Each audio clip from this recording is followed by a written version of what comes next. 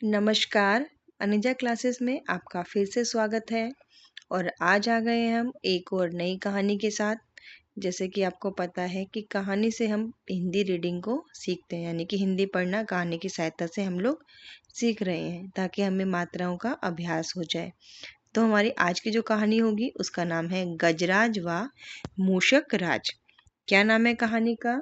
गजराज व मूषक राज। ठीक है, गज मतलब हाथी और मूषक मतलब चूहा। ठीक है, और राज मतलब उनका राजा। ठीक, तो चलिए देखते हैं। प्राचीन काल में एक नदी के किनारे बसा नगर व्यापार का केंद्र था। प्राचीन काल मतलब पुराने समय में एक नगर था जो कि एक नदी के किनारे बसा हुआ था और वह व्यापार का केंद्र था। व्यापार मतलब बिजनेस का हिस्सा था, मतलब बिजनेस का सेंटर था। वहाँ पे बहुत बिजनेस होता था, मतलब बहुत अच्छा नगर था, उसमें सब कुछ मिलता था। लेकिन क्या हुआ, फिर आए उस नगर के बुरे दिन। फिर क्या हुआ, उस नगर के बुरे दिन आ गए। लेकिन क्या हुआ, जब एक वर्ष भारी वर्षा हुई। एक साल क्या हुआ कि बहुत ज्यादा बारिश हुई और बारिश के कारण क्या हुआ, नदी ने अपना रास्ता बदल लिया। लोगों के लिए पीने का पानी ना रहा। यानी कि क्या हुआ कि जब बहुत बारिश हुई तो नदी का जो रास्ता है ना, यानी कि नदी का जो बहाव था वो दूसरी तरफ हो गया और लोगों के पास पीने के लिए पानी ना रहा। और देखते ही देखते नगर वीरान हो गया। और देखते देखते क्या हो गया, वीरान। वीरान मतलब वहां पे कोई नहीं रहने लगा। जब किसी को पानी नहीं मिलेगा तो वो क्या करेंगे, यहाँ वहां चले जाएंगे, है ना। और वो नगर क्या हो गया, खाली हो गया। यानी कि मतलब कुछ ही लोग वहां पे रहते होंगे शायद, या नहीं रहते होंगे, तो शांत हो गया, जंगल की तरह हो गया। अब वह जगह केवल चूहों के लायक रह गई थी। अब उस जगह पर लोग तो चले गए थे और कौन आ गया था, वहां पर आ गए थे चूहे। चारों ओर चूहे ही चूहे नजर आने लगे। तो वहां पर क्या था, जहां देखो वहीं चूहे, जहां देखो वहीं चूहे, चारों तरफ चूहे ही चूहे थे। चूहों का पूरा साम्राज्य ही स्थापित हो गया। ऐसा लगता था कि मतलब जैसे लोगों का नगर था ना, अब वो नगर किसका हो गया है, चूहों का हो गया है। साम्राज्य मतलब राज। ऐसा लगता था कि यहाँ पर सिर्फ चूहों का ही राज है। चूहों के उस साम्राज्य का राजा बना मूषक राज चूहा। ठीक है, और जो जहाँ पे बहुत सारे चूहे थे, चूहों का नगर हो गया था, तो उनका जो नगर का राजा बना उसका नाम क्या था, मूषक राज। मूषक राज चूहा वहां का राजा बन गया, चूहों का राजा बन गया। चूहों का भाग्य देखो, अब किस्मत देखो चूहे की। उनके बसने के बाद नगर के बाहर जमीन से एक पानी का स्रोत फूट पड़ा और वह एक बड़ा जलाशय बन गया। यानी कि उनके जब चूहे थे, लोग तो चले गए थे क्योंकि वहां पर कुछ था ही नहीं, और चूहे चूहे वहां पे हो गए थे बहुत सारे। और चूहे जब हो गए थे ना, तो एक जगह से क्या हुआ, जमीन फूट गई और वहां से क्या निकल गया, पानी निकल गया। और उस तरीके से वहां पर एक पानी का तालाब सा बन गया। ठीक है ना, वहां पे एक पानी की तालाब बन गया। नगर से कुछ ही दूर एक घना जंगल था। वहां पे थोड़ी दूर पे क्या था, एक घना जंगल था। जंगल में अनगिनत, अनगिनत मतलब जिसको गिना भी ना जा सके, इतने सारे हाथी रहते थे। जंगल में बहुत सारे हाथी रहते थे। उनका राजा गजराज नामक एक विशाल हाथी था। उनका जो हाथियों का राजा था उसका नाम था गजराज। और कैसा था वो, विशाल। विशाल मतलब बहुत बड़ा हाथी था। उस जंगल क्षेत्र में एक वर्ष भयानक सूखा पड़ा। जीव जंतु पानी की तलाश में इधर उधर मारे मारे फिरने लगे। तो एक बार क्या हुआ, जंगल में बहुत सूखा पड़ा, यानी कि बारिश ही नहीं हुई। अब बारिश नहीं होगी तो पानी कहाँ से आएगा। तो सब लोग को पानी की तलाश में यहाँ वहां जाने लगे। तो क्या हुआ, भारी भरकम शरीर वाले हाथियों की तो दुर्दशा हो गई। जो हाथी थे उनकी बॉडी मतलब पहले इतनी भारी होती है, उनको तो कहीं मतलब पानी ढूंढना बड़ा मुश्किल हो जाता है ना उनके लिए। तो वो तो बेचारे बहुत परेशान हो गए। हाथियों के बच्चे प्यास से व्याकुल होकर चिल्लाने व दम तोड़ने लगे। हाथियों के बच्चे प्यास से परेशान हो गए। अब छोटे बच्चे हैं तो क्या करने लगे, चिल्लाने लगे। और दम तोड़ना मतलब मरने लगे। जब पानी नहीं होगा तो कोई भी मर जाएगा। हाथियों के बच्चों को पानी नहीं मिल रहा था तो वो बेचारे परेशान हो गए। कोई रो रहा, कोई चिल्ला रहा और कोई कोई तो मर भी गया। अब गजराज खुद सूखे की समस्या से चिंतित था और हाथियों का कष्ट जानता था। जो हाथियों का राजा था वो खुद भी तो मतलब वहीं रह रहा था, है ना। तो जो पानी की समस्या थी, सूखे की समस्या थी, वो खुद परेशान था और सभी हाथियों की दिक्कत समझ रहा था कि भाई हाथी कितना परेशान है, इनको पानी नहीं मिल रहा है, इनके बच्चे परेशान हैं और कुछ कुछ बच्चे तो मर भी गए हैं, कुछ चिल्ला रहे हैं, कुछ रो रहे हैं, बहुत परेशान है। एक दिन गजराज की मित्र चील ने आकर खबर दी। राजा का जो गजराज था, हाथियों का जो राजा था, उनके एक दोस्त थे, उसका नाम था चील। उसने आकर क्या खबर दी कि खंडर बने नगर की दूसरी ओर एक जलाशय है। उसने बताया कि जो नगर खंडर बन गया ना, जहाँ पे पहले लोग रहते थे और फिर वहां पर कोई नहीं रहता, तो वहां पर क्या है, उसके दूसरी तरफ क्या है, एक जलाशय यानी कि पानी का स्रोत है। गजराज ने सबको तुरंत उस जलाशय की ओर चलने का आदेश दिया। जैसे ही उसको पता लगा हाथी के राजाओं का, उसने कहा कि चलो सब वहीं चलते हैं। सब वहां चलने लगे। सैकड़ों हाथी प्यास बुझाने डोलते हुए चल पड़े। सारे के सारे हाथी, जैसे इन्हें पता चला कि अरे वहां पर पानी है, सब अपनी प्यास बुझाने के लिए वहां पर चल पड़े। जलाशय तक पहुंचने के लिए उन्हें खंडर बने नगर के बीच से गुजरना पड़ा, क्योंकि जो जलाशय था वो खंडर बनी नगर के दूसरी तरफ था ना। तो रास्ते में कौन सी जगह आई, वो जो खंडर बनी जगह है ना, जहाँ पे चूहे रहने लगे थे, अब रास्ते में उनको वहां से गुजरना पड़ा। अब देखो क्या हुआ। हाथियों के हजारों पैर चूहों को रौंदते हुए निकल गए। हाथियों के मतलब पैरों के नीचे क्या हुआ, बहुत सारे चूहे रौंदते मतलब उनको दबाते हुए पिचकाते हुए निकल गए। अब हजारों चूहे मारे गए। अब भाई जब इतने भारी भारी हाथी होंगे, बहुत सारे होंगे, जब जा रहे होंगे तो उनके पैर के नीचे बहुत सारे चूहे आ गए, वो सब मारे गए। खंडर नगर की सड़कें चूहों के खून मांस के कीचड़ से लथपथ हो गई। तो उनकी जो सड़क थी वहां पे पूरे चूहों का मतलब खून वून सब हो गया। तो क्या हुआ, अब मुसीबत यहाँ पर खत्म नहीं हुई। मुसीबत अब यहीं खत्म नहीं, हाथियों का दल फिर उसी रास्ते से लौटा। अब भाई वो पानी पिया उन्होंने, और पानी पी के फिर वो वापस उसी रास्ते पे से वापस आने लगे। जाएंगे तो वापस भी तो आएंगे ना। हाथी रोज उसी मार्ग से पानी पीने जाने लगे। अब हाथियों को तो पता लग गया वहां पानी है, अब वो डेली उसी रास्ते से जाते, उसी रास्ते से आते, और रास्ते में जो है, जो चूहे उनको पैरों के नीचे आते वो सब मर जाते। काफी सोचने विचारने के बाद मूषक राज के मंत्रियों ने कहा, अब बेचारे चूहे तो परेशान थे, अब वो हाथी से तो लड़ नहीं सकते कि भाई तुम मतलब तुमने हमें चूहों को मारा है। तो मूषक राज के जो मंत्री था, उसने बहुत सोच समझ कर क्या कहा, महाराज आपको ही जाकर क्या करना चाहिए, गजराज से बात करनी चाहिए, वह दयालु हाथी है। क्योंकि देखो हाथियों को तो नहीं पता था ना कि उनकी उनके पैर के नीचे ऐसे चूहे आके मर जा रहे हैं और कोई दिक्कत वाली बात है, कोई उनको बताएगा तभी तो मूषकराज हाथियों के वन में गया। जो मूषकराज था, चूहों का जो राजा था, वो हाथियों के कहाँ गया, जंगल में गया। एक बड़े पेड़ के नीचे गजराज खड़ा था। जो हाथियों का राजा था गजराज, एक बड़े पेड़ के नीचे खड़ा था। मूषकराज उसके सामने बड़े पत्थर के ऊपर चढ़ा और गजराज गजराज को नमस्कार करके बोला। गजराज को नमस्कार किया और बोला, गजराज को मूषक राज का नमस्कार है। यानी कि जो चूहों का जो राजा था, वो वहां पर जंगल में गया, वहां पे हाथी एक पेड़ के नीचे खड़ा था। तो उसने क्या किया, एक बड़ी सी पत्थर पे चढ़ गया ताकि उसके बराबर को हो सके, और वहां पर चढ़कर उसने बोला कि जो हाथियों का राजा है, गजराज है, उसको मैं चूहे का राजा मूषक राज नमस्कार करता हूँ। हे महान हाथी, मैं एक निवेदन करना चाहता हूँ। निवेदन मतलब एक रिक्वेस्ट करना चाहता हूँ। आवाज गजराज के कानों तक नहीं पहुंच रही थी। अब चूहा कुछ कह तो रहा था, लेकिन जो आवाज थी चूहे की, वो हाथी के कानों को सुनाई नहीं दे रही थी। तो दयालु गजराज उसकी बात सुनने के लिए नीचे बैठ गया और अपना एक कान पत्थर पर चढ़े मूसक राज के निकट ले जाकर, देखो आपने देखा ना, ये तो तस्वीर में दिख रहा है ना, ये इसमें दिख रहा है ना, ये जो हाथी है सब चले जा रहे हैं और उनके नीचे चूहे जो आके मर गए हैं। ठीक है। तो क्या किया, गजराज ने चूहे के पास जाकर बैठकर, चूहे के पास जाकर, पत्थर के पास जाकर बोला, नन्हे मियाँ, नन्हे मतलब छोटे महाराज, आप कुछ कह रहे थे, कृपया फिर से कहिए। जो आप कह रहे थे वो फिर से कहिए।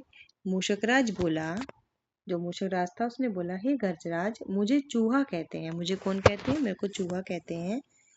हम बड़ी संख्या में खंडर बनी नगरी में रहते हैं। जो चूहों का राजा था मूषक राज, उसने हाथी को बताया कि मैं तो चूहा हूँ, मेरा नाम चूहा है, और हम कहाँ रहते हैं? जो खंडर जगह बन गई है ना, वहां पर रहते हैं, हम बहुत सारे रहते हैं।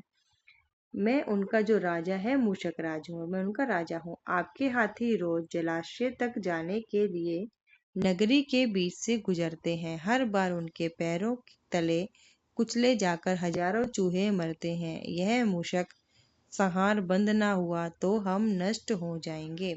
उसने कहा कि देखो, जो आपके जो हाथी हैं जंगल में, वहां पे पानी पीने जाते हैं तो हमारे नगर से होके गुजरते हैं, और जब वो हमारे नगर में आते हैं, और हमारा तो नगर भी चूहों का ही है, तो वहां पे सारे चूहे ही तो रहेंगे, और उनके आने से जो रास्ते में जो चूहे होते हैं वो उनके पैरों के नीचे दब के मर जाते हैं।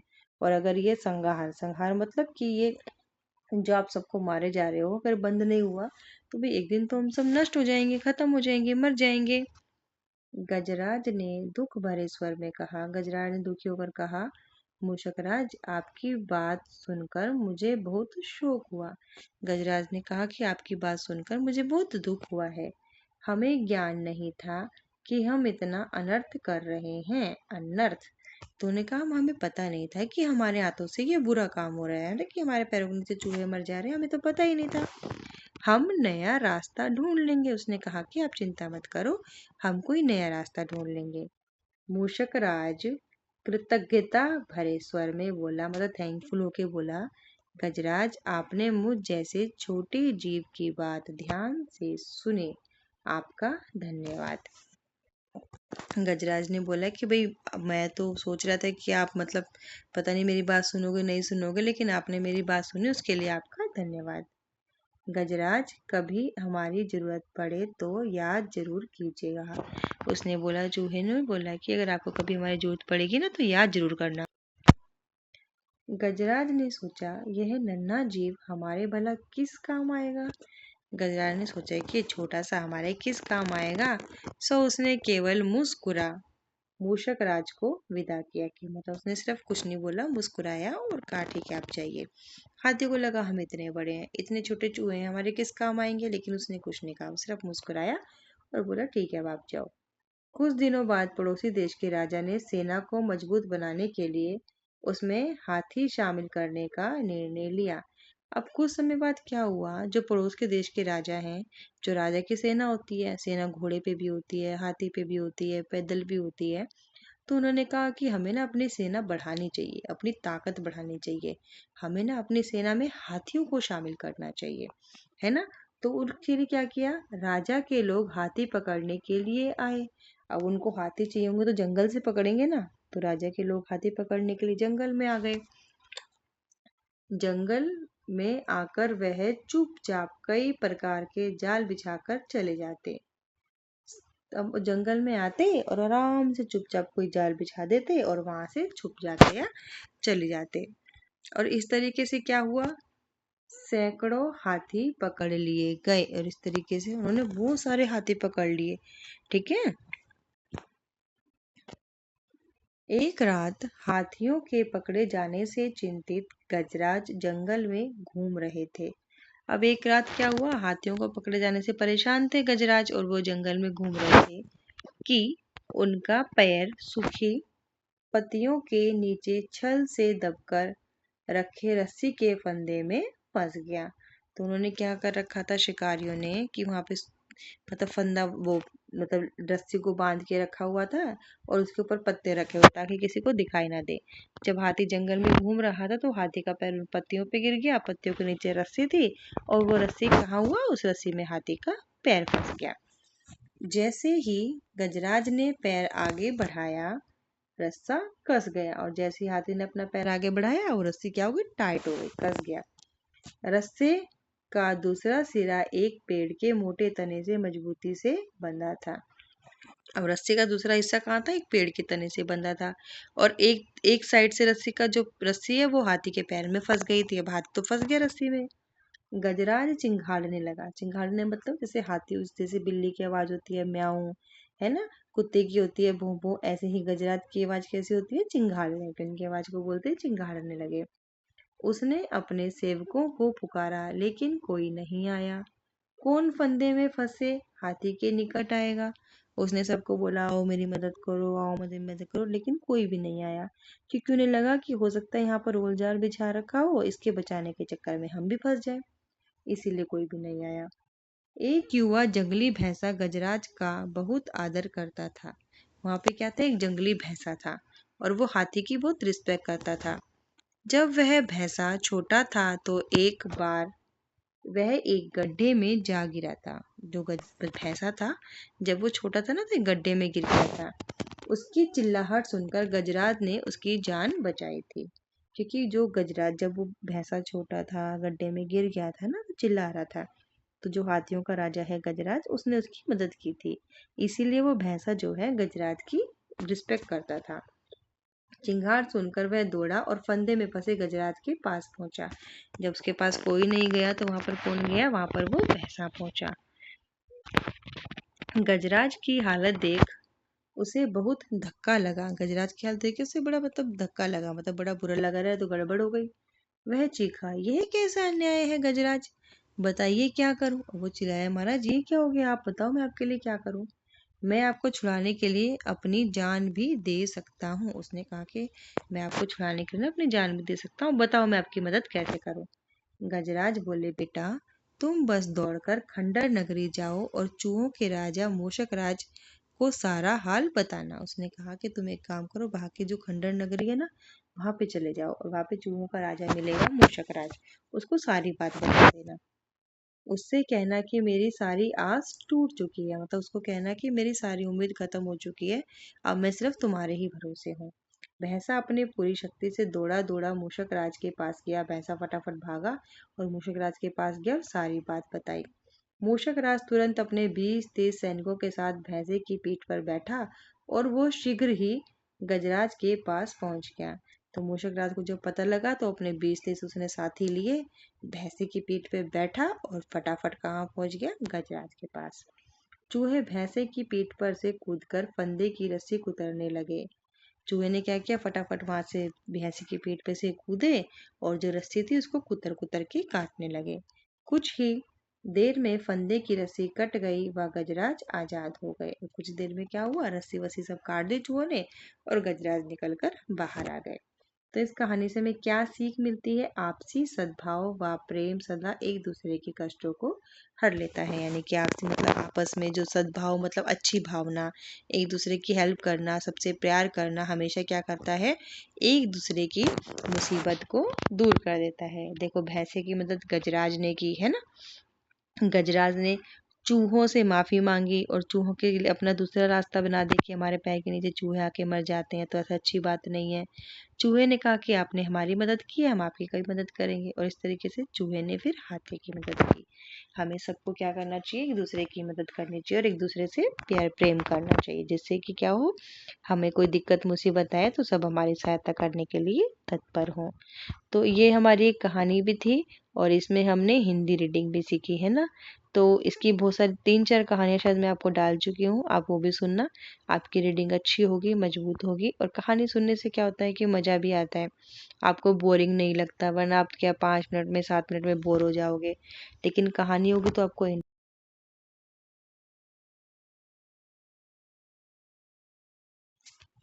तो चलिए फिर मिलते हैं अगली क्लास में, लेकिन जाने से पहले चैनल को लाइक शेयर सब्सक्राइब जरूर कर दीजिएगा।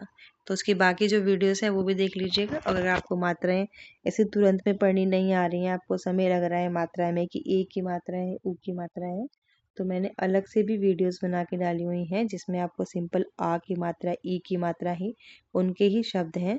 तो आप वो वीडियोस ज़रूर देख लीजिएगा और चैनल से लाइक शेयर सब्सक्राइब कीजिएगा। चलिए मिलते हैं फिर अगली क्लास में।